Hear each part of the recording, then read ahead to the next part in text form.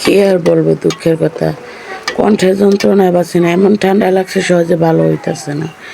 রোজার মাসে বুট পেঁয়াজু এগুলা রয়ে গেছে, এই জন্য ওইগুলো এখন কাজে লাগাইতে গেলাম। এত তেল লাগতেছে তাও বানিয়ে ফেলি, ফেলে কি আর দিব, ফেলে কি দেওয়া যায়? কণ্ঠটা দিতে পারতেছি না, তাই আপনাদের কাছে হাত জোর করে ক্ষমা চাচ্ছি। আপনারা ক্ষমার দৃষ্টিতে দেখবেন, আমার রেসিপিগুলো আপনারা দেখুন এবং আপনাদের ঘরেও যদি এরকম অবশিষ্ট ইফতারির সামগ্রী থেকে থাকে তাহলে আপনারাও বানিয়ে ফেলুন, কারণ ফেলে দেওয়া থেকে খেয়ে ফেলা অনেক ভালো, হালাল হয়ে যাবে।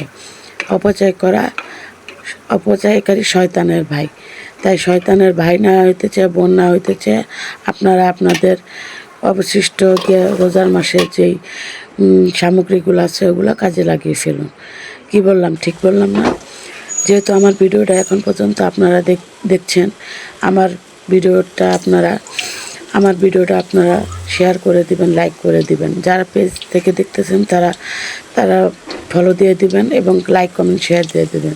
যারা ইউটিউব থেকে দেখতেছেন তারা সাবস্ক্রাইব করে অল বাটন অন করে দেন এবং তাড়াতাড়ি আমার ভিডিওটা পাওয়ার জন্য আপনারা অল বাটন অন করে দেন। তো বন্ধুরা, আপনাদেরকে অসংখ্য ধন্যবাদ। আমার এই ভাঙা গলায় আমার এই রেসিপিটা দেখার জন্য আপনাদের অনেক ধন্যবাদ। কামনা রইল সবার জন্য। আল্লাহ হাফেজ, আসসালামু আলাইকুম। কপিরাইট ইস্যুর জন্য আমার গানটাও দিতে পারতেছি না, আমার বয়সটা আপনারা দেখতেছেন তো খারাপ, আমার গানও দিতে পারতেছি না, বয়সও কথা বলতে পারতেছি না, গলার অবস্থা ঠান্ডা লেগে খুব খারাপ। যাই হোক, হয়েছে আমার প্রাণপ্রিয় বন্ধুবান্ধবরা, আমার গাইসরা, আপনারা সুন্দর করে আমার সাপোর্ট করুন আর আমার ভিডিওটা দেখতে থাকুন। কপিরাইটের জন্য কোনো গান দিলাম না, আমার দৃষ্টিতে দেখে আপনারা আমাকে এগিয়ে যেতে সাহায্য করুন।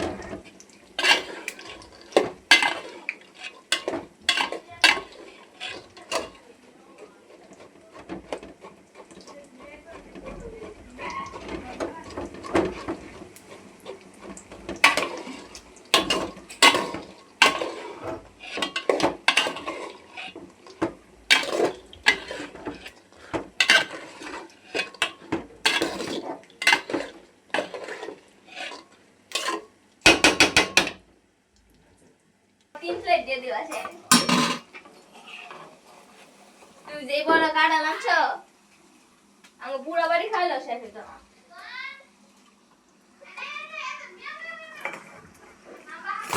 বাচ্চাই